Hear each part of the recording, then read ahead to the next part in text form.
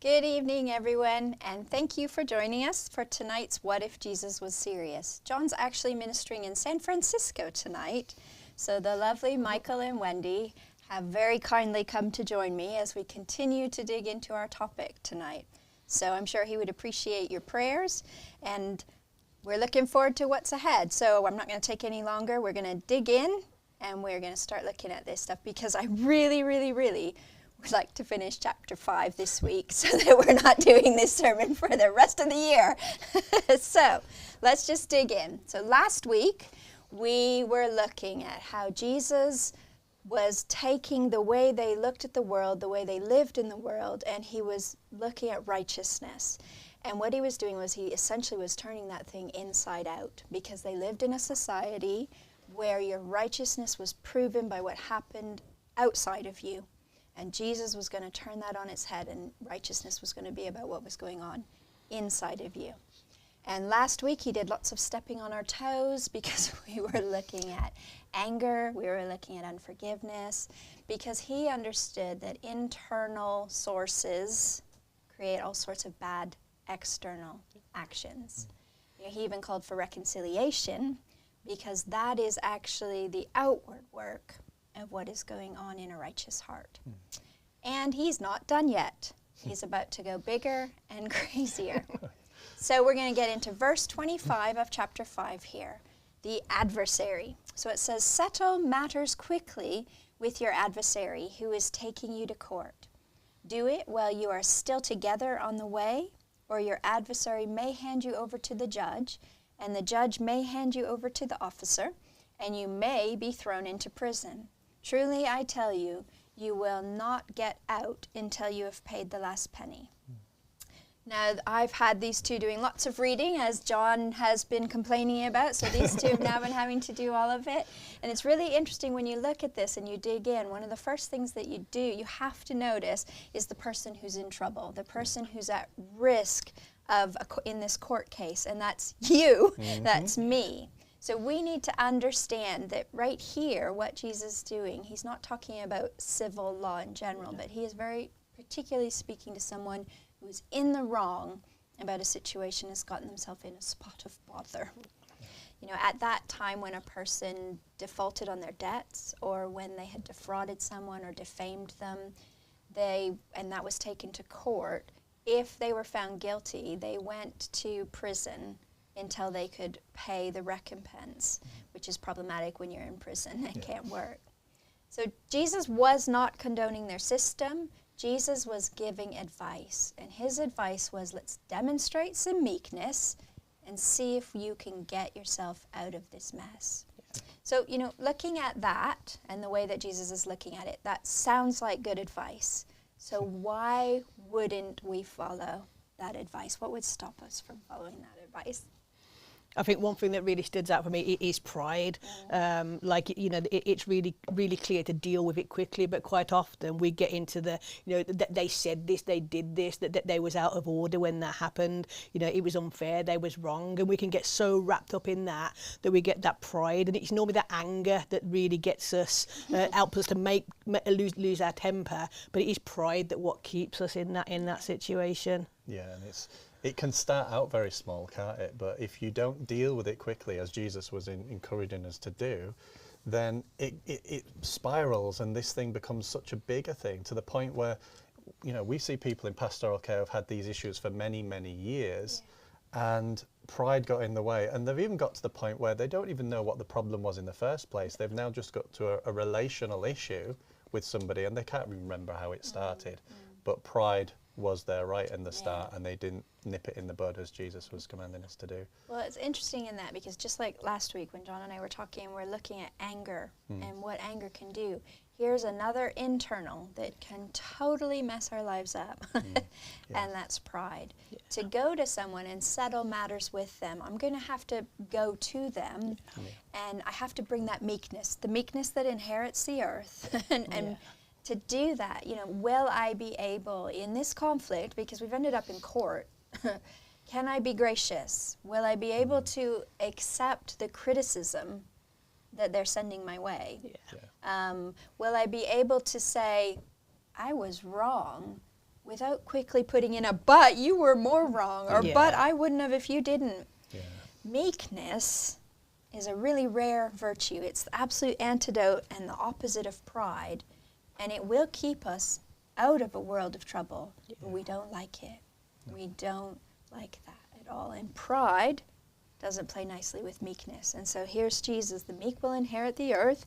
You need to settle those matters quickly. And he's just contrasting two attitudes of the heart that we're going to have to choose between. Yeah. And it's just those tiny little bits, just a little spark, but that can just cause a massive fire because it has those knock-on effects. So you might just be originally that pride, but that can lead to so many different things that can just cause a fire. Pride is very closely linked to self-righteousness too. Yeah. And here Jesus is presenting his righteousness, and clearly it doesn't work through self-righteousness. But and pride is something, the Bible has a lot to say about humility. It has a lot to say about pride. And so here Jesus is bringing this one in as to how the kingdom works. But if we go a little bit deeper in, when he said settle matters, that's the word yanoon. Probably said that wrong, but it's E-U and then noon.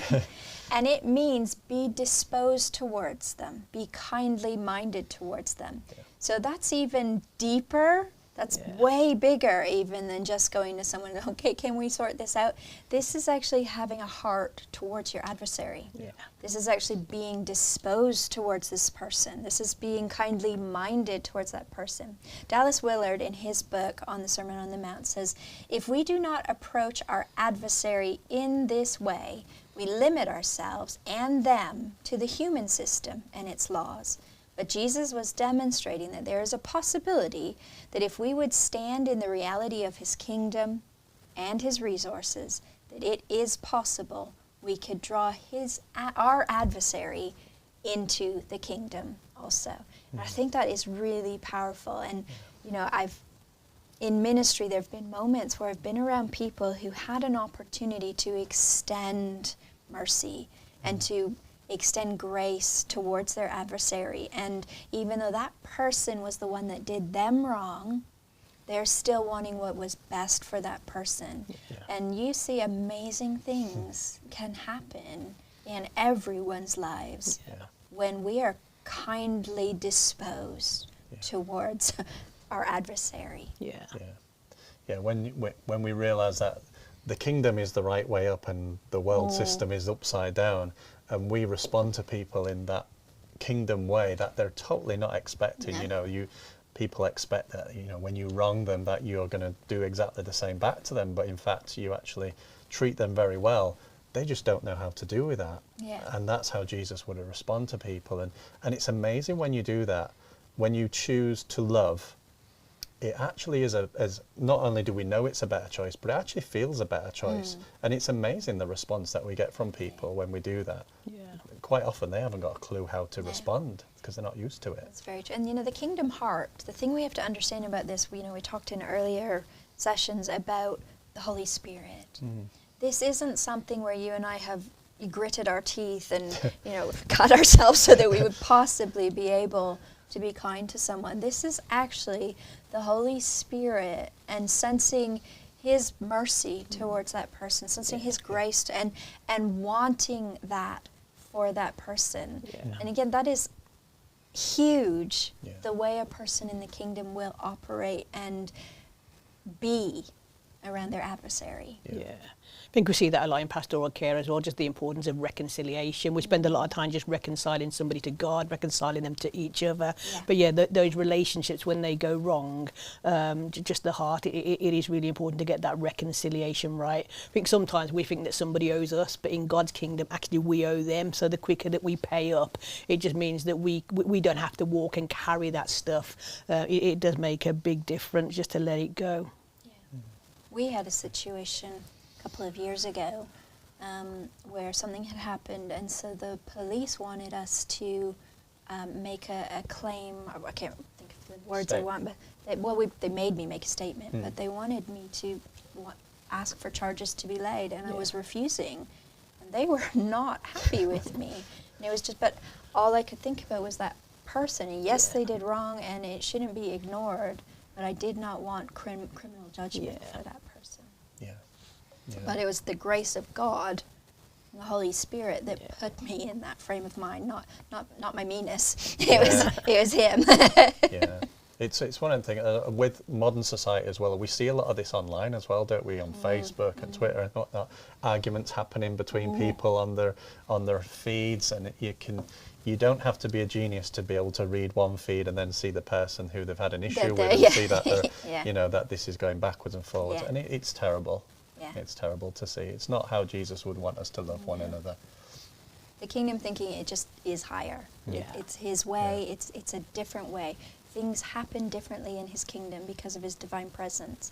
But I will say, Jesus was not saying, give in to your adversary. He wasn't saying give in to their demands. He wasn't saying you can't go to court. That was not what He was doing. He was not telling us what to do. He was telling us in what attitude and what heart to do that. And I think that's really important that we hold on to that. So, okay, let's go to our next one. So verse 27 here, heading into some fun stuff now, guys. You have heard that it was said, you shall not commit adultery. But I tell you that anyone who looks at a woman lustfully has already committed adultery with her in his heart. So Jesus, here we have, now we need to understand, He is still contrasting the difference between His kingdom and the law. And in that day, the law forbade a sexual relationship between a man and a married woman. Now, it was kind of an interesting law because that man could have more than one wife, and that would be fine. He could have concubines, and that would be fine. And if he was a naughty boy and slept with an unmarried woman, his punishment was that he had to marry her. But that was how it was being handled. So He was speaking into adultery, and what Jesus was doing was He was making it way bigger and saying that He was basically confronting their hearts and saying, you think you're doing good. You think because you haven't slept with a married woman, you're fine. And Jesus was saying, no, that's not good enough. He raised the bar to anyone looking lustfully at a woman. Yeah. We know that normal attraction isn't a sin. That's what Jesus wasn't talking about that. And temptation wasn't a sin. I mean, Jesus, He was tempted at all points and didn't sin. Jesus was interpreting here the various laws. So we had the 7th commandment, which is do not commit adultery. And He was interpreting that in light of the 10th commandment, which is you shall not covet your neighbour's wife.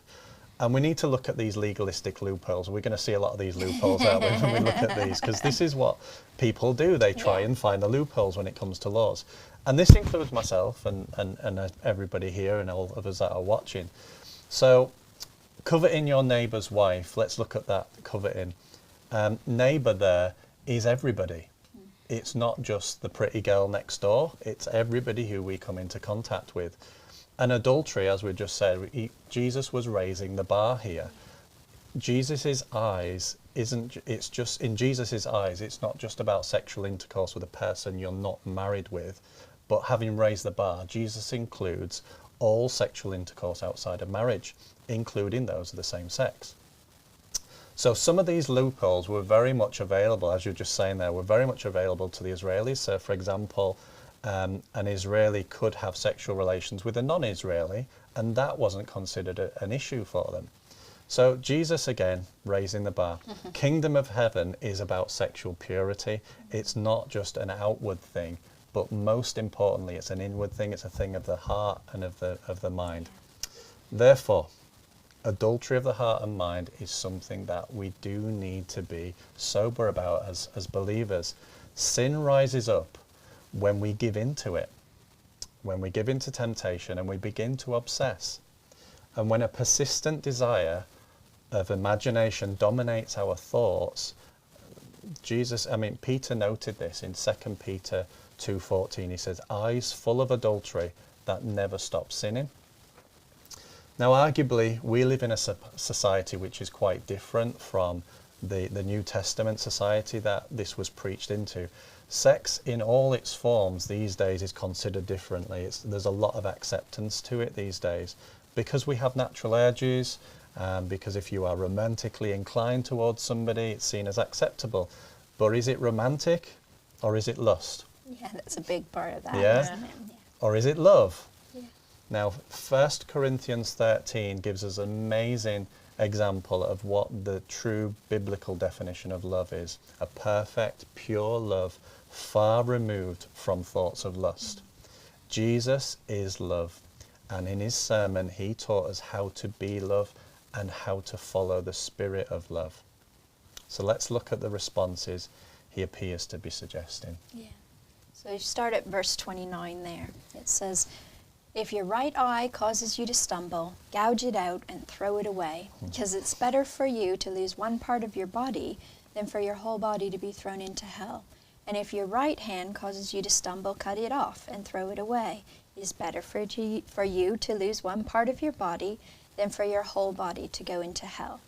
So that's a biggie. What on earth do we do with that? And John Calvin suggested that Jesus was using hyperbole. And interestingly, when you look at some of he says that Jesus was using a figure of speech. That's what hyperbole is, that exaggerates. He goes on to demonstrate in his book how in that day, gouge out an eye, cut off a hand, these were actually metaphors, like when you and I would say, that blew my mind. Well, it didn't blow your mind, but I understand that it was like really big to you. And that's the sort of thing Jesus was using there. So John Stott says this, Jesus is not referring to self-maiming, but to ruthless self-denying. Since temptation comes through your eyes, pluck out your eyes. But that means don't look. Don't look. So when it comes to adultery in the heart, what Jesus is basically doing, because he set the bar, he's moved it from sleeping with a married woman, and he's made it something that occurs in your heart towards another person that you're not married to. Yeah. And then he says, so what I want you to do to prevent this from happening is you need to ruthlessly self-deny. And so he's trying to get across, we avoid it. We avoid it by preventing it from happening. If I've removed my eye, I did that long before the action happened. So that's something that we need to really understand and apply in our lives, and that is self-judgment. I don't mean in a condemnatory way, but we need to be judging ourselves in this area. He said, your eye. Yeah. He said, your hand. So I'm not supposed to remove Wendy's, but I am supposed to be making sure that my hand doesn't get me into trouble. Yeah. And it can be just the things that you look at, just how they can lead to trouble. The Bible is really clear to watch and pray so you don't fall into that temptation. Right. So yeah, it is really important what you're looking at. Yeah. This is one that I struggled with as a new Christian, and I can remember thinking to myself, well, if I take an eye out, if I take a hand off, I'm still going to be in the same position. Where does it end? Do I take the other eye out? Do I take the other hand off? And clearly that's not where we're going here. It's again an issue of the spirit, an issue of the heart and the mind. And that's a big point, because Jesus is talking heart. Yeah. And then all of a sudden he goes physical, okay, if you're going to do that, you should cut your hand off. That wasn't what he was doing. He was talking about how you internally will manage these temptations in your life. Yeah. You're not going to cut your hand off or take your eye off. You're going to do this. You've got to internalize that. You've got to think about how you think. Take control of those thoughts that come into your mind. That you have control. Whether you access, whether you use that control, or whether you just let the thoughts go through your mind is entirely up to you. We do have choices. Yeah. Well, and Paul said in 1 Corinthians 9, I beat my body. Yeah. Again, that has been misinterpreted, and people have done horrific things to their body.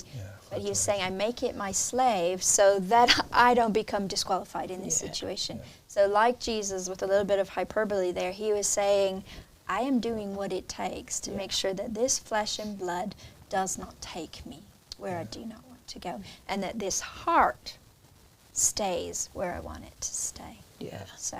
I think quite often we can kind of skip that bit of self-judgment and kind of move quickly to judging other people. Yeah. I think we see a lot of that with victim blaming that kind of comes through.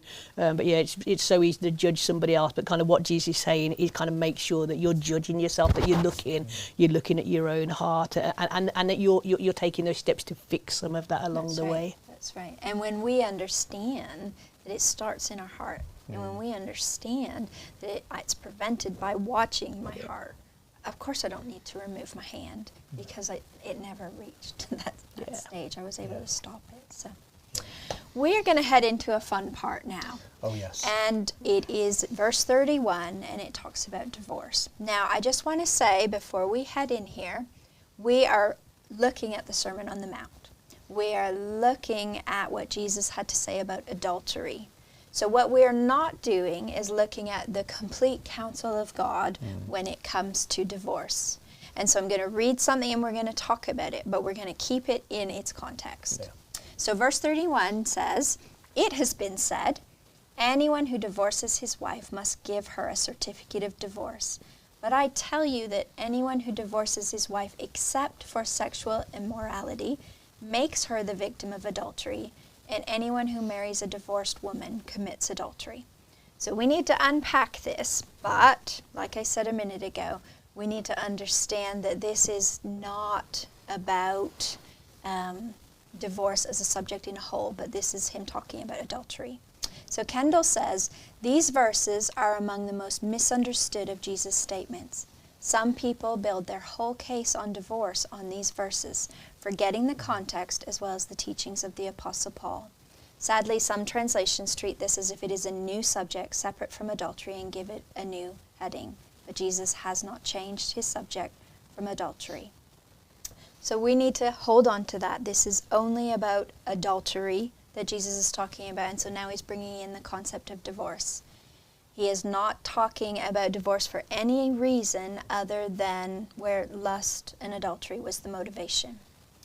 So Jesus is looking to their law, and in Deuteronomy 24, it says that when a man had taken his wife and he married her, and she came to find no favor in his eyes because of uncleanness, that man could give her this certificate of divorce, and he could send her away from his house.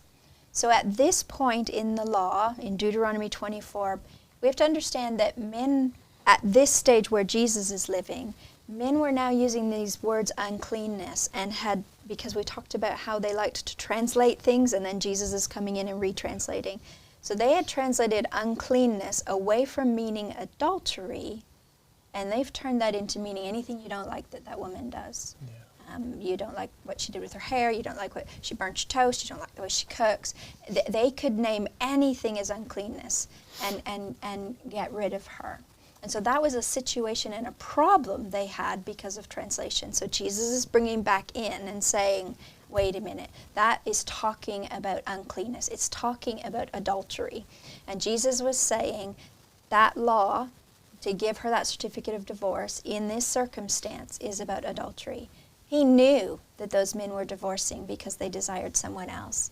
He knew that they thought they were sinless in what they were doing, that it was completely justified because they hadn't committed any physical acts. But Jesus had a higher standard, and he was not okay with where they were leaving it and said, no, I need you to do better than that. Unclean means unfaithful. So what's he saying about remarriage here? Well, again, Deuteronomy tells us that if she had a certificate of divorce, then she could get married again. But divorce had really reduced that woman. She was left to either live with a wealthy relative that let her come, she was allowed to be a prostitute, or she could find someone that was willing to marry an adulteress. So she was left in a bad spot. And it was in that context of marital faithfulness that Jesus was saying that if you have divorced a faithful wife because she burnt your toast, you have made her a victim of your adultery. And conversely, he was saying if that woman was the adulterer and so you've given her that divorce certificate, then the man who she now marries was a partner in her unfaithfulness. But again, this is not everything the Bible has to say about divorce. This is in the context of adultery. And so that's it's not a conversation for today. All the other things that the Bible does say about divorce and remarriage, we're going to leave it at the concept of adultery in our marriage. Yeah, Jesus seems to have a bit of a subject change at that line as well, just as we pick up in verse 33. I'm just going to read it. That again, you have heard it said that people long ago, do not break your oath, but fill to the Lord the vows that you have made. But I tell you, do not swear an oath at all, either by heaven, because it is God's throne, or by earth, because it is his footstool, or by Jerusalem, for it is the city of the great King. And do not swear by your head, for you cannot make even one hair white or black. And all you need to say is a simply yes or no, and anything beyond that comes from the evil one. So yeah, we just see how Jesus moves into vows and oaths. So which a marriage is. Which a marriage is. It is still that. But I think this is much wider in that context, because we can make a vow and an oath for lots of different things. So back in those days, an oath or a vow was the guarantee that what was promised would be made good. That issue of credibility and honestly, it's like, how can you be sure that you can really trust somebody? And that's where those vows really came in to make a difference. So when I say that I swear, that was the absolute guarantee that that promise would be made. But again, just looking at those legalistic loopholes, we get to see that in play here. So lots of people were looking for ways out of those contracts, ways out of those vows and oaths. You know, I made a mistake, I want to change my mind, what can get me out of that contract? And even today we see that in play. We see a lot of those kind of just that switching, people swearing on other things. You know, I swear on my life. The Bible's clear, don't swear on your own head. I swear on somebody else's life or on the Bible. And quite often we can make those promises, and they're promises that we cannot keep. You know, whether I promise I won't drink, I won't get angry, I won't be late.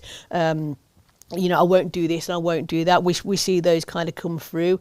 But I think one of the big things that Jesus is saying is, let your yes be yes. It is that character that comes out of that. And when we make promises like that we can't feel, that there's normally a hurt that comes to it. So that can, one, make us out to be a liar as a person. But when we kind of make those promises, we can leave that other person hurt. And that can lead to lots of problems like trust and respect and anger and resentment. But Jesus was really clear, let your yes be yes, and let your no be no. He doesn't want us to have those different levels of credibility. He just wants us to be, or honestly, really important. But let every word that you say be true. You know, when you say you're going to go, then you go. When you say you're going to do something, do it. When you say you're going to serve, serve. Yeah, no, it's amazing that you it's just very clear cut, isn't it? It's yes be yes, no be no. And when you stick to that way, it just makes things so much simple. So we're going to look at verse 38 now. You have heard that it was said, eye for eye and tooth for tooth. But I tell you, do not resist an evil person. If anyone slaps you on the right cheek, turn to them the other cheek also. And if anyone wants to sue you and take your shirt, hand over your coat as well. If anyone forces you to go 1 mile, go with them 2 miles. Give to the one who asks you, and do not turn away from the one who wants to borrow from you.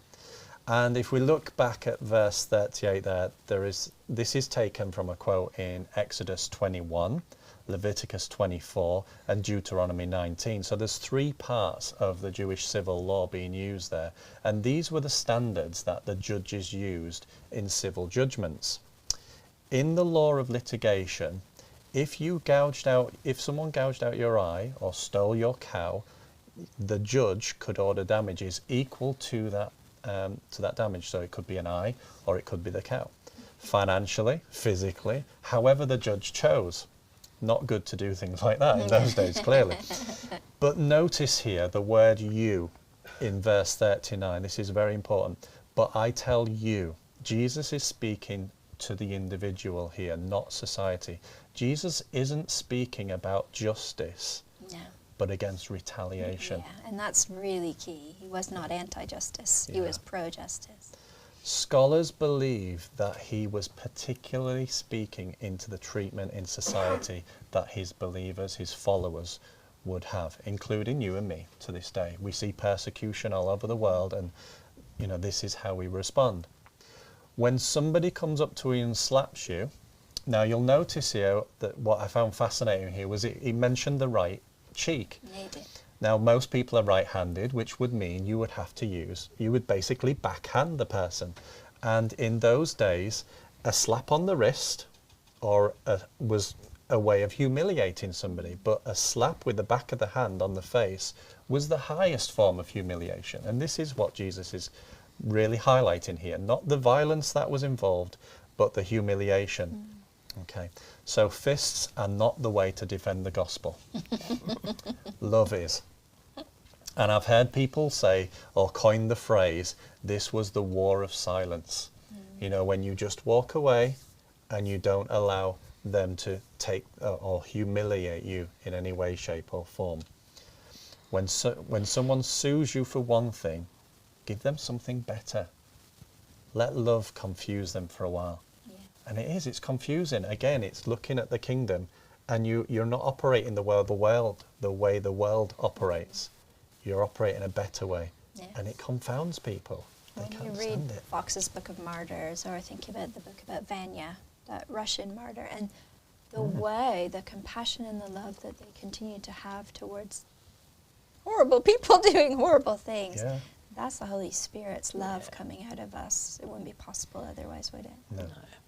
No, and we've got a great illustration here within these words. So at that time, the Romans were occupying the Israeli state, and it was legal for those Roman soldiers to ask an Israeli to pick up their pack and to carry it for a mile. So they'd go from 1 mile marker to the next mile marker. And you can imagine what it would be like. Yes. You would throw that pack down at the mile marker like, I've done my bit. You'd be giving them the evil eye the whole way too. Off It wouldn't be go. a friendly conversation for that mile. I'm done with you now. I've done my service, so to speak. Probably complaining all the way as well while you're doing it. But instead of that, imagine the situation. You go the mile, and that Roman soldier's waiting to pick up that pack and just, telling you where to go with all of your insults. And now you continue walking on. And that Roman soldier's thinking, what's going on here? But this is a follower of Jesus.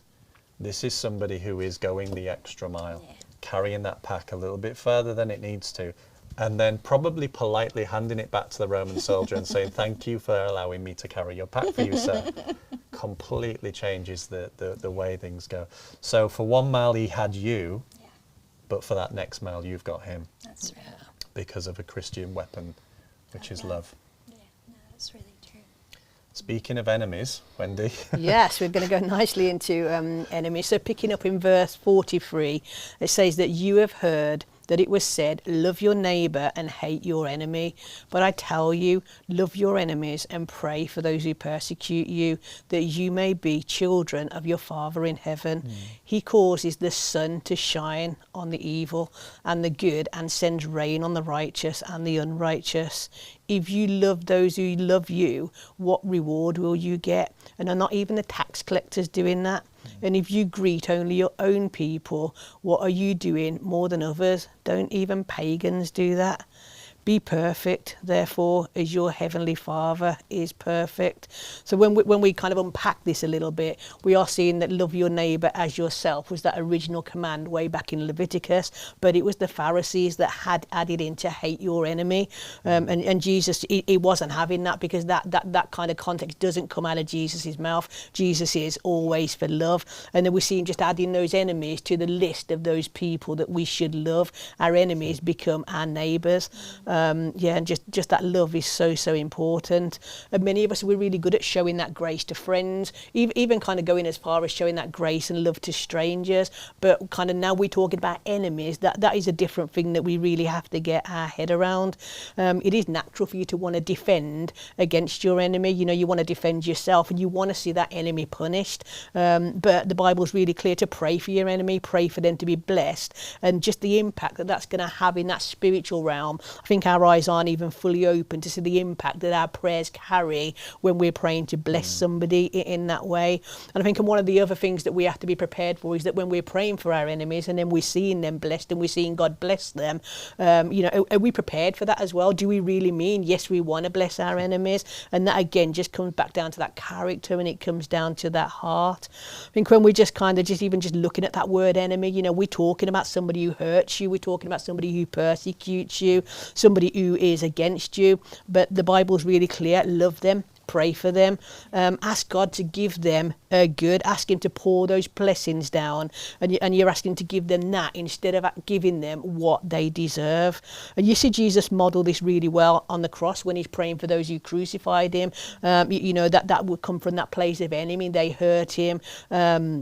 But it is really clear: love your enemies, and that pleases God, and we are all here to please God. So I could take 1,000 enemies if I knew that I was pleasing God. Yeah. Mm-hmm. And this, particularly right now, this is rubber meets the road stuff. Yeah. Someone sent me a post. I think it was an email from a Ukrainian minister and his church, and they were praying for the Russian soldiers and the Russian people, and I just thought that really, really touched my heart, because these things, for some of us, they're theory, but for those people in that moment, they were practicing that perfect love that Jesus calls us to. And if it's possible for them, it's got to be possible for you and me when someone wrongs us and we don't like them. But we're going to wrap it up now, but what I want to end with is, let's just look at those very last words: be perfect as your heavenly Father is perfect. That just seems like the most impossible thing he said to do yet. Forget everything he said about everything else. He just asked me to be perfect. So let's look at that. Now, before that, you find that he talks about being, when you love your enemies and when you pray for your enemies and those who persecute you, he says that you will be the children of your Father in heaven. Now, there are 2 Greek words for children. Tenon means child or children, and then hues means son. And interestingly, in that text right there, hues is the word that's being used. And hues is significant because that actually indicates a maturity. This isn't a child. This is someone who is a mature son of someone. So what Jesus was trying to say here is that, let's just be honest, loving your enemy doesn't make you God's child. Salvation made you God's child. But that ability that through his kingdom, through his Spirit, that you can access the kingdom heart and love your enemy and pray for that person when you wouldn't naturally want to, it is the proof that you're not just a child of God, but you are one of his mature sons. And then we read that, so be perfect as your Father is perfect. That again, that whole last bit is talking about maturity. Becoming a son is a process. It doesn't happen overnight. Child, the minute you believed. But becoming a son, it's something that happens gradually in us as we grow, as we spend time in his word, and it is only possible because of the seal of the Holy Spirit in our hearts. So that's how we're going to pull off this be perfect as your Father is perfect. It's about growing and maturing in our faith. So, guys, thank you so much for coming and tearing into this Matthew 5 with me. Next week, John is going to be back, and we're going to be in Matthew chapter 6, and we're looking forward to it. And thank you guys so much for being part of this. You're welcome.